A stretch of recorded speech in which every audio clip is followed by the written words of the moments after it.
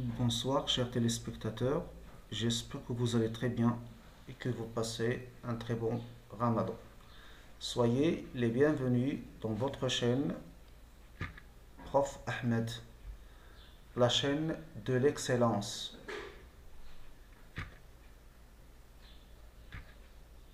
Voici quelques traductions qui concernent le dernier jour d'un condamné, précisément le chapitre numéro 2. Analepse, arrêt de mort, tribunal, espoir, désespoir. Chapitre 2. Situation de passage. Il s'agit d'une analepse, ça veut dire il s'agit d'un retour en arrière, d'un flashback. Le condamné, bien sûr, à Bicêtre, il a fait un retour en arrière,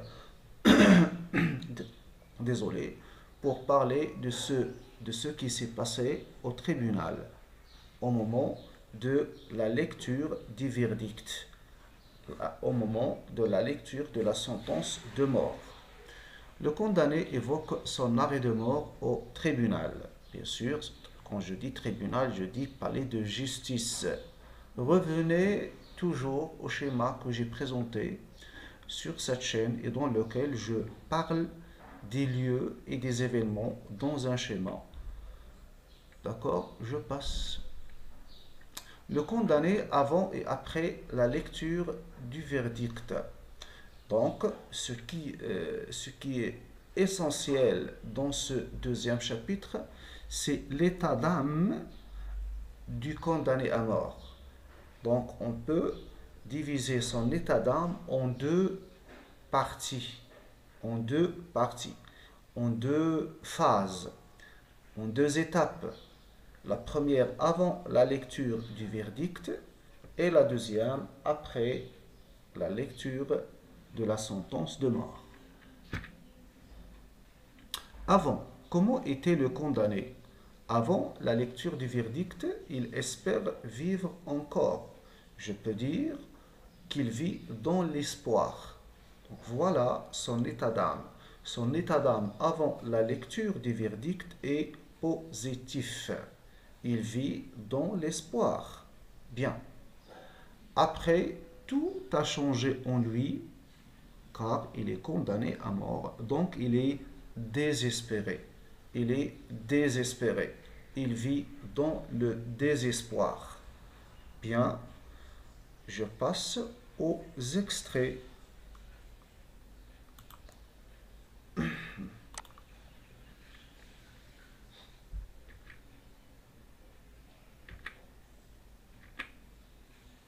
Quelques traductions d'abord.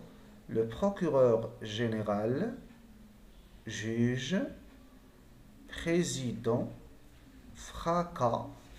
Ici, il ne s'agit pas d'un verbe, c'est un nom.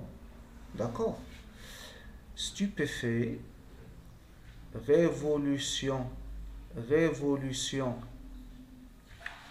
Voilà. Premier extrait.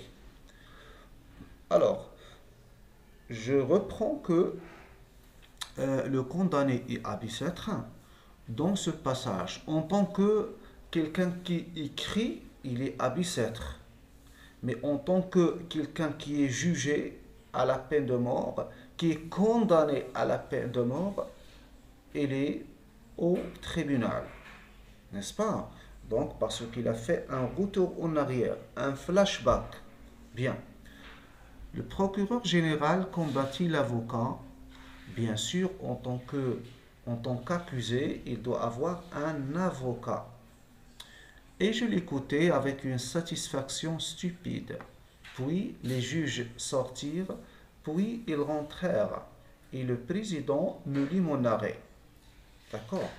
Donc on est dans la salle d'audience. Hein? La salle d'audience. Donc ici un lexique relatif au tribunal en général, mais en l'occurrence, à la salle d'audience. Condamné à mort, dit la foule. J'ai dit que la foule est là pour se divertir. D'accord? Ceci, je l'ai dit dans soit, voilà, peut-être dans la présentation ou bien dans la dernière vidéo.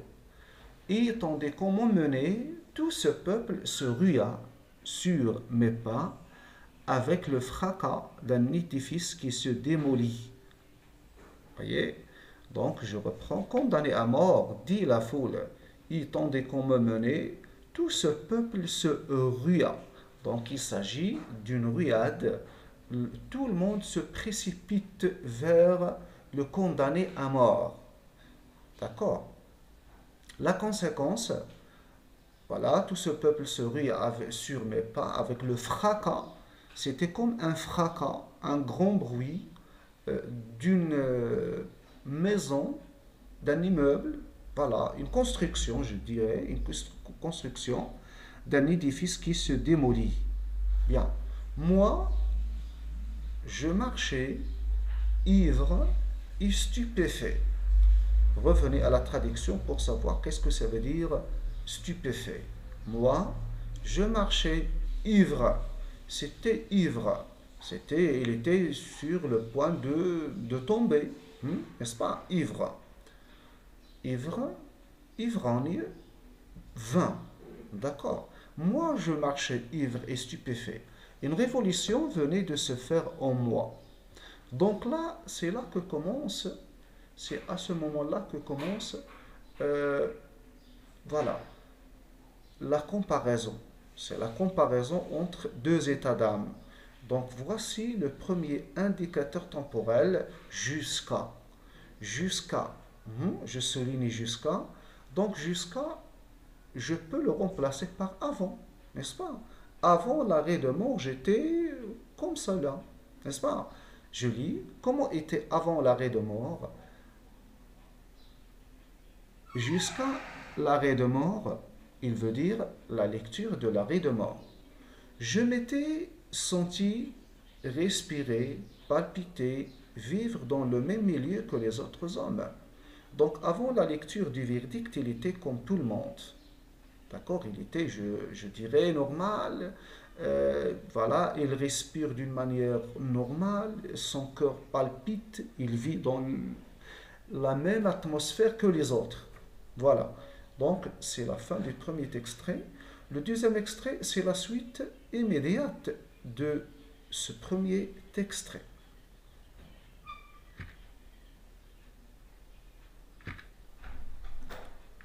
Quelques traductions.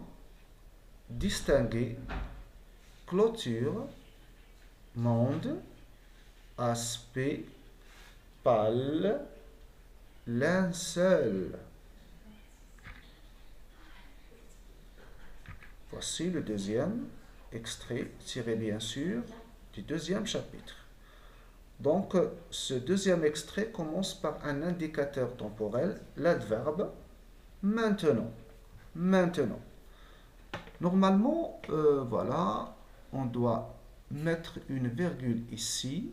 Maintenant, je distinguais clairement comme, quand je dis maintenant, c'est à partir de la lecture du verdict. Donc, c'est la deuxième, c'est l'après-lecture du verdict.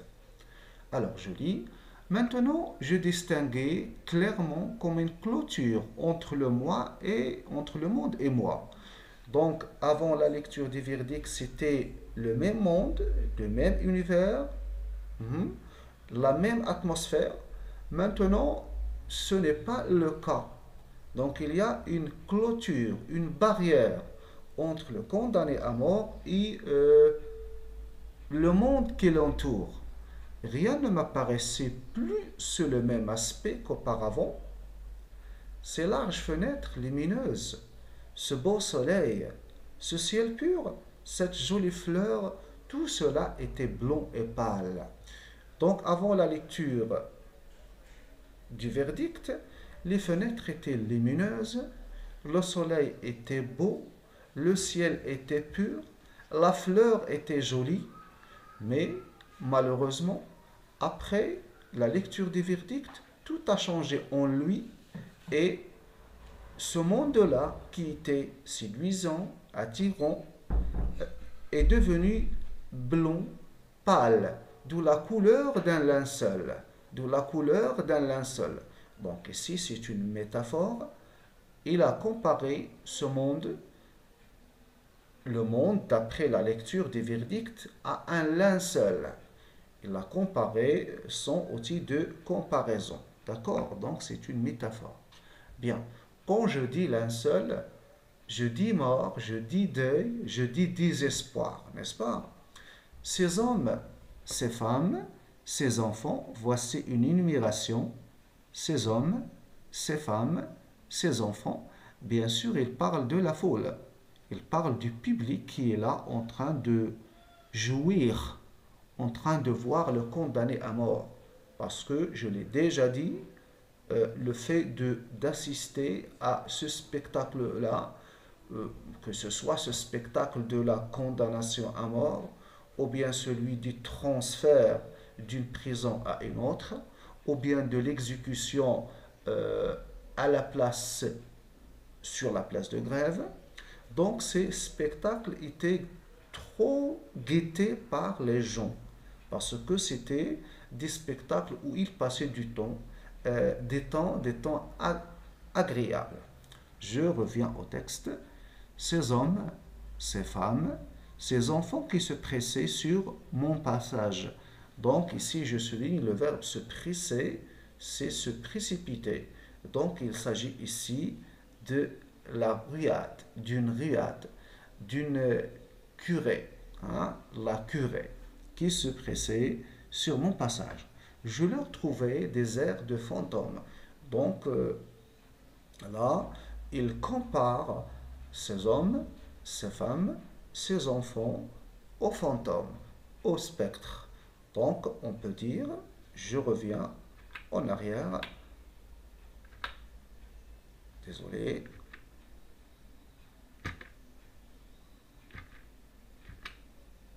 voilà, d'accord, c'est pas la peine de revenir au premier extrait. Voilà mes amis, donc dans le premier extrait, il s'agit de l'espoir. Et dans le deuxième extrait, c'est tout à fait le contraire, le désespoir et la déception, bien sûr. Voilà mes amis, sur ce, je vous laisse à la vidéo prochaine, Inch'Allah, dans laquelle nous allons parler, bien sûr, du chapitre 3 du dernier jour d'un condamné. Passez une excellente soirée. Au revoir.